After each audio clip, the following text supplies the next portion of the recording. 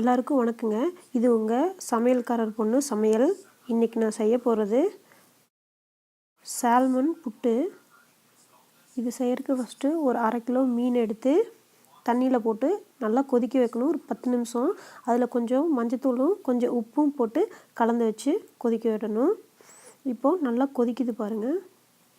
இப்போ பார்த்திங்கன்னா மீன் எடுத்து நான் கையில் பார்க்குறேன். அப்படியே உதிரி உதிரியாக வருது பாருங்கள். முதல்ல நான் மீன் போடும்போது அப்படியே பட்டையாக இருந்துச்சு. இப்போ அப்படியே லேயராக வந்துடுச்சு. இப்போது நல்லா மீன் வெந்துருச்சுன்னு அர்த்தம். இப்போ அடுப்பை ஆஃப் பண்ணிடலாம். ஆஃப் பண்ணிவிட்டு உடனே வடித்து வச்சுருங்க, இல்லாட்டி குளக்குளன்னு ஆயிரும். இப்போ நான் மீன் நல்லா வடிச்சிட்டேன். இதை ஃபோர்க் வச்சு நல்லா உதிரி உதிரியாக உடச்சி விட்டுறணும்.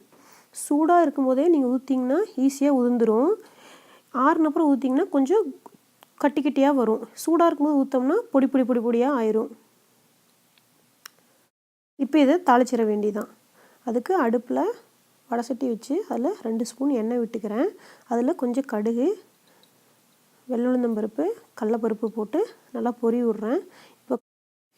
இப்போ கடுகு நல்லா வெடிச்சிச்சு. அதில் 1 ஸ்பூன் இஞ்சி பூண்டு பேஸ்ட் போடுறேன். அப்புறம் ஒரு வெட்டி வச்ச பெரிய வெங்காயம், 2 பச்சை மிளகாய், 4-5 கருவேப்பிலை போட்டு கொஞ்சம் வணக்கணும். கொஞ்சம் உப்பு போடலாம். ஏன்னா உப்பு நம்ம போட்டோம்னா வெங்காயத்தில் இருக்கிற தண்ணி சீக்கிரம் வந்துடும், வெளியே வந்துடும்.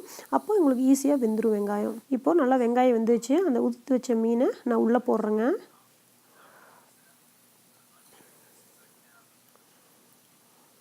இதில் 1 ஸ்பூன் கரம் மசாலா தூள், 1 ஸ்பூன் மல்லித்தூள், 1/4 ஸ்பூன் வரமிளகாத்தூள். ஏன்னா முன்னாடி பச்சை மிளகாய் போட்டிருக்கோம், அதனால் மிளகாத்தூள் கொஞ்சமாக போட்டால் போதுங்க. இப்போது எல்லாத்தையும் நல்லா போட்டு கலக்கி விடணும். இப்போ நல்லா கலக்கிட்டேன்.